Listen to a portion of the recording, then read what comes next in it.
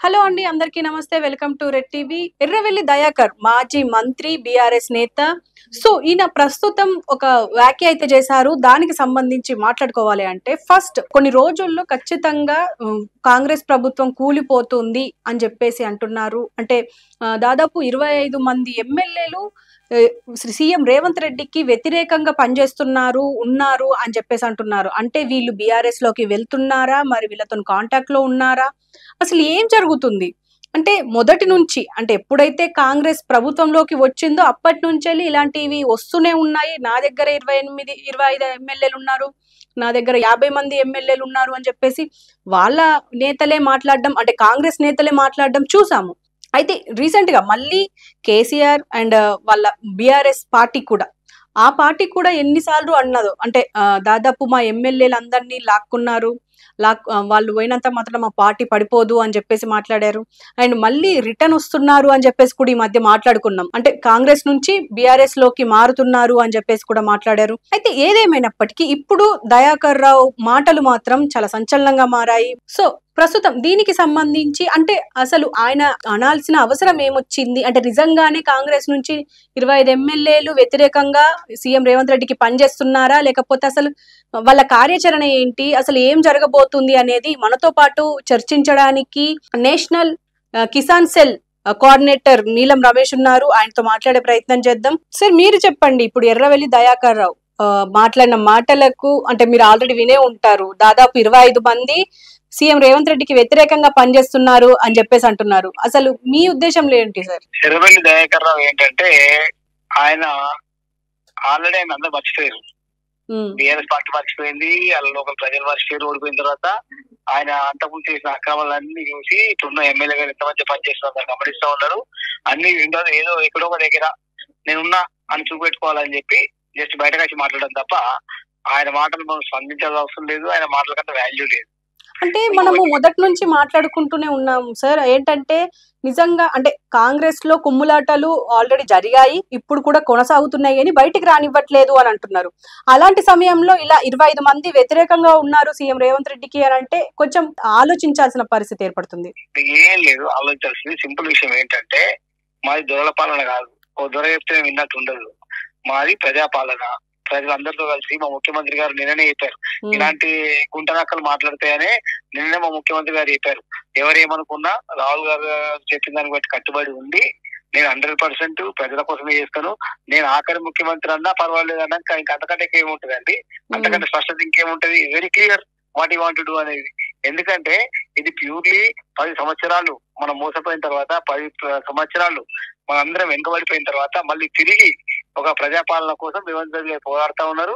ఆ పోరాటంలో ఫలితంగానే నిన్న క్లియర్ గా స్పష్టత చేశారు, ఏదేమైనా పర్వాలేదు, బట్ అల్టిమేట్లీ మేము అనుకున్న ఎజెండా ప్రకారము మేము ఇచ్చిన మాట కట్టుబడి ఉన్నామని చెప్పారు.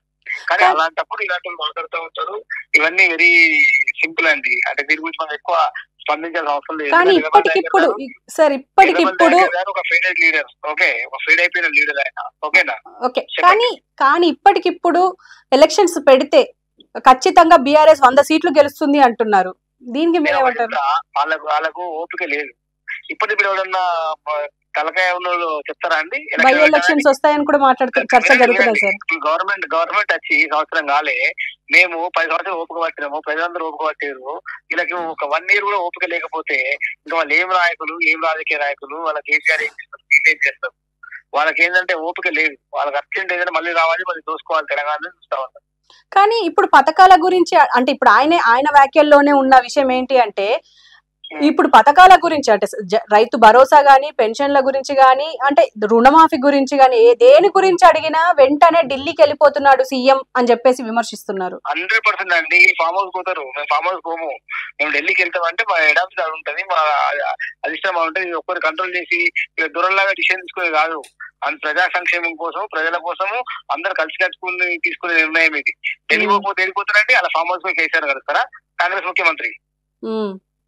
కానీ అంటే ఇప్పుడు వాళ్ళ ప్రధాన విమర్శ ఏంటి అంటే, ఇక్కడ నుంచి మూటలు అందితే గానీ కేంద్రంలో కాంగ్రెస్ నడవలేని పరిస్థితి, ఇప్పుడు తెలంగాణ కర్ణాటక మీద ఆధారపడి ఉన్నది అంటున్నారు. మేడం, నేను ఒకటే అడుగుతాను, సూటిగా అడుగుతున్నాను ఎర్రవెల్లి దయాకర్ గారిని. మీరు ఇంతకు మినిస్టర్ గా ఉన్నారు, ఆవిడ ఎన్ని మూటలు తీసుకెళ్లి కేసీఆర్ కి ఇచ్చారు? ఆ జవాబు చెప్తే అప్పుడు మేము ఆలోచిస్తాం ఏ మూటలు ఏంటి అనేది. అంటే ఇప్పుడు ఎర్రవెల్లి దయాకర్ రావు మాటల్ని మాత్రం మీరు లైట్ తీసుకుంటున్నాం అని అంటున్నారు.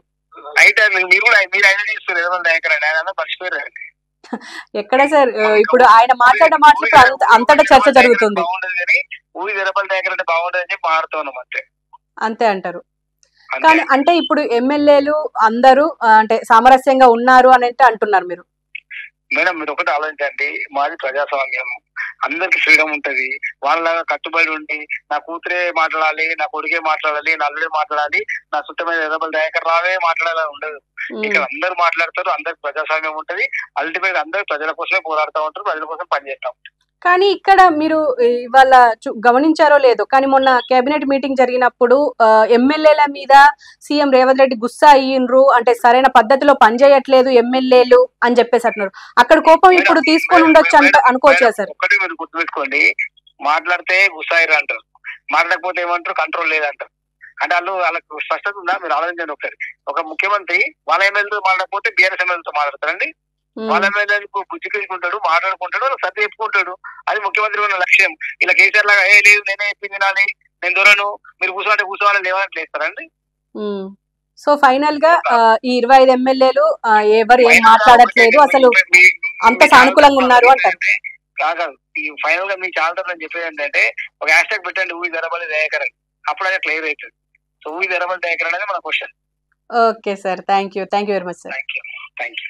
సో చూసారు కదా, అంటే దాదాపు 25 ఎమ్మెల్యేలు మారుతున్నారు అండ్ వ్యతిరేకంగా ఉన్నారు సీఎం రేవంత్ రెడ్డికి అన్న ముచ్చట మీద మాత్రం ఇప్పుడు నీలం రమేష్ మాత్రం ఏమంటున్నారంటే అసలు అలాంటిది ఏం జరగట్లేదు, ఖచ్చితంగా అందరం సామరస్యంగానే ఉన్నాము. సీఎం రేవంత్ రెడ్డి కూడా ఎమ్మెల్యేలతోని చాలా పద్ధతిగా వాళ్ళకు ఎలాంటి అవసరమో అవన్నీ అందిస్తున్నారు, మాట్లాడుతున్నారు, సజెషన్స్ ఇస్తున్నారు అని చెప్పేసి అంటున్నారు. అండ్ ముఖ్యంగా మనం కాంగ్రెస్ ప్రభుత్వం వచ్చినప్పటి నుంచి ఇదే మాట్లాడుకుంటున్నాం ఏంటంటే అంటే ఎమ్మెల్యేలు అందరూ వ్యతిరేకంగా ఉన్నారు, రావడానికి సిద్ధంగా ఉన్నారు, కానీ నేను ఆపుతున్నా అని చెప్పేసి ఈవెన్ మాజీ ముఖ్యమంత్రి కేసీఆర్ కూడా అన్నారు. కానీ సమయం వచ్చినప్పుడు లాక్ తీసుకుంటాను అని కూడా అన్నట్టు ఆ కాంటెక్స్ట్ లో మాట్లాడారు.